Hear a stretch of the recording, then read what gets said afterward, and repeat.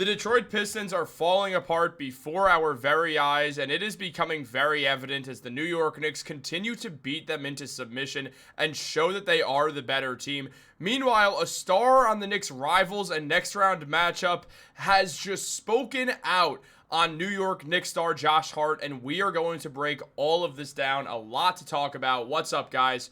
Welcome back to Knicks Digest. It's Chris here, and we're going to jump right into things as always. And if you guys are not subscribed and are part of that 64% that's not, make sure to subscribe to Knicks Digest. This is the best New York Knicks content on the internet. Meanwhile, if you're part of that 36%, thank you so much. We appreciate it as always. Let's jump into the video. There's a lot to talk about. The New York Knicks are on absolute fire right now. They've now won 3 of the 4 games they need to win against the Detroit Pistons. And though the series is far from over and we should not be counting it as over, the New York Knicks are in excellent position with 2 home games left. Meanwhile, the Pistons have 1, and the Knicks are widely expected to win Game 5 and are insane favorites to win the series at over 2,000 to win, over minus 2,000 to win the series. So just insane odds. The Knicks are fully expected to beat the Pistons, who are falling apart, and Malik Beasley is making it very evident that the Pistons are just completely losing all semblance of who they were, and all that bad boy talk has just gone completely out the window right now, and Knicks fans are loving it. Pistons fans are in shambles, and the Detroit Pistons are falling apart before our very eyes. Now, Malik Beasley continued to tweet out and just basically try to just keep talking, and he said it's first to 4, not 3. Hashtag history continued. Beasley was saying a lot more, previously saying they're saying the LCA, which is the Little Caesars Arena, is going to be louder than MSG. That turned out to be false, while New York Knicks fans partially took over LCA with the Deuce chants coming out when Deuce McBride would shoot threes, and you could hear abrupt cheering when the New York Knicks won the game. So once again, Knicks fans showed that they travel better, and all those bands that they tried to put on for the Knicks fans to not do that, none of it worked whatsoever, as the Pistons tried to hide from Knicks fans, and Knicks fans still won out at the end of the day. And now Beasley's tweeting out first to 4, not 3, when it's 3-1 New York. Now, obviously, the series is not over. People have come back from 3-1 leads a lot. The most famous one, obviously, being the Cavs coming back against the Warriors, because that's the first time and only time it's ever happened in the NBA Finals. But we've seen it time and time again. It's not something that's... I don't want to say it's not something that's rare, because it is fairly rare, but it's not something that, like, is making history whatsoever. And as Malik Beasley said, history continues. The Pistons are about to be history, and Malik Beasley, who was historically good at shooting threes this season, has not been in the NBA playoffs. Everything we've seen, Malik Beasley will not stop chatting, going on and posting on his Instagram story the photo of the play seen around the world where Josh Hart jumped up, made contact with Tim Hardaway Jr. It was not called a foul. Later was revealed to have been a foul on Tim Hardaway Jr. Look, the way the calls are happening that game, I don't think it should have been a foul. However, yes, there is contact in the air that's enough to warrant a foul call. Pistons fans have literally all the reason in the world to be upset about this call. Situation flips around, I'd be fuming. So I'm not trying to discredit Pistons fans for that. But we also do have to admit that, well, Tobias Harris shoved Josh Hart when Josh Hart was in line to get the rebound. So there was already a foul on that play that wasn't called. Josh Hart got shoved and yanked out of the way by Harris. It was not boxing out, because you don't use your arms to grab and push when you're boxing out. That's a foul. However, that was not called either. So if anything else, this could be warranted as a makeup call for Josh Hart, if nothing else, or a makeup no call, you should say. So at the end of the day, that's all we could really say on the topic. It was a foul. I'm not going to say it wasn't. But also the Pistons got away with that entire third quarter where there was just multiple bad calls. So it is what it is. I mean, everyone's going to assume their team's getting the worst calls. I'm insinuating it about the Knicks right now. I think they are. Pistons fans think they are. Upset fans of the 76ers are complaining on the Sixers' behalf because, well, I don't know. I think they're still mad that Joel Embiid deliberately tried to injure Mitchell Robinson and then still lost in the series because he's a perennial loser. But, well, that's what happens when you're a perennial loser. So, I don't know. Also, it's kind of hard to hear the Sixers fans, the whole outside the club getting in, that whole thing. So, it's always fun to take digs at Sixers fans because they're just such a sad fan base. For a city that has the Phillies and the Eagles, they're so sad. It's so weird.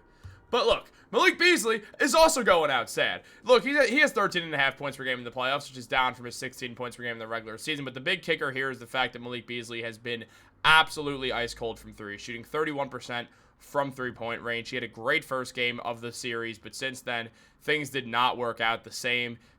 He's just really struggled to hit anything. I mean, just going 3 for 9 from 3, 2 for 10 from 3, 1 for 8 from 3. The man who led the NBA in three-pointers made this season has really, really had a hard fall from grace. A man who I think should have been 6th man of the year, to be clear. I'm not just trying to hate on Malik Beasley. And he was my 6th man of the year personally. So, unfortunately for Beasley, he's completely choking, and then he's taking to social media. He's actually posted on Twitter more times than made threes in this playoff series, so that is something, I mean, since the series began, he's got one more tweet than three-pointer made, so Malik Beasley's taking to social media a lot. And you know what? Props to Beasley, because he could easily hide away from all this right now. The Pistons are down 3-1. They're likely about to get eliminated in Game 5. Yet Beasley's still talking, and you do have to give him some credit for that, because most guys would stop and Malik Beasley will not. So shout out to Malik Beasley there. He's also been a great veteran for the Pistons. I have no animosity towards Malik Beasley at all for talking trash to the New York Knicks. I find it really funny, and I also just think that it's good for the sport. I think trash talk is good for basketball, and I enjoy the fact that Tobias Harris was talking a lot of trash to Karl-Anthony Towns, who turned around, said something back, and then hit 2 of the biggest shots of the playoffs thus far in back-to-back possessions. So everything about this, I think, is good for basketball, but Malik Beasley, it is funny to watch him trash talk and then just not really produce. So that happened. However, we do have more to talk about, which so does Malik Beasley, I guess, because saying not only that it's first to 4, not 3, but also said we live to fight another day. And then someone saying, and this is just kind of stupid on Beasley's part if you ask me, someone said, I better not hear any Jared Goff chants tonight, because Jared Goff, quarterback of the Detroit Lions, well, he was at the game, and Malik Beasley was saying it's Pistons territory, with all due respect. You're the same city. Stick up for... What is that? That's such a bad response. I get what he's saying, but no, I mean, you're allowed to cheer for anyone if they play for a sports team. What if Aaron Judge comes to a Knicks game, we shouldn't cheer for him? If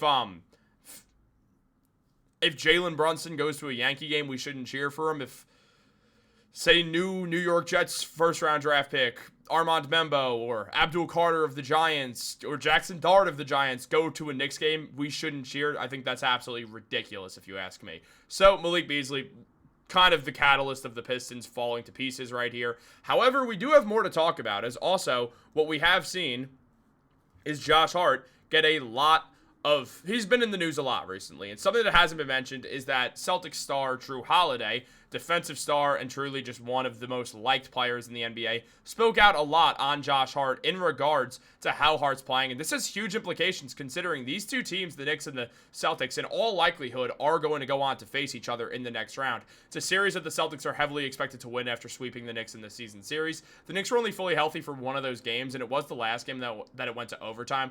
I do expect the Celtics to win this series. I'm not going to sit here and tell you otherwise or lie, but I will say I think it's going to be a lot closer than people are giving them credit for.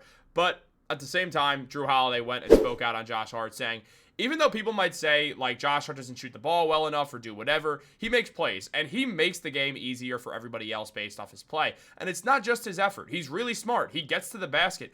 He offensive rebounds, things that guys don't really want to do, he's excellent at. Guys really take that to heart and can really play that type of game. I feel like you could be in the league as long as you want if you play that way, something Josh Hart is adamant about not wanting to do. And Drew Holiday then said that when Josh Hart is playing well, you know the Knicks are really good. I think guys like that, I guess they call us glue guys. He's kind of their heartbeat. They kind of go as he goes because he does all the little things for their team. And Drew Holiday, in a lot of ways, is right. He is the heartbeat of this team. Well, not Drew Holiday. Josh Hart is the heartbeat of this team. And really, it's interesting to hear him say this because these two teams are going to be going at it in the next round. There's going to be chippiness. There's going to be that New York-Boston undertone that dates back to the Yankees and Red Sox and Babe Ruth. That's never slowed down. There's going to be a lot of rivalry. The Knicks and the Celtics have not played each other in the playoffs since the Knicks defeated the Celtics in 2013 in the first round when the Knicks won that series in 6 games with Carmelo Anthony playing out of his mind, carrying the New York Knicks.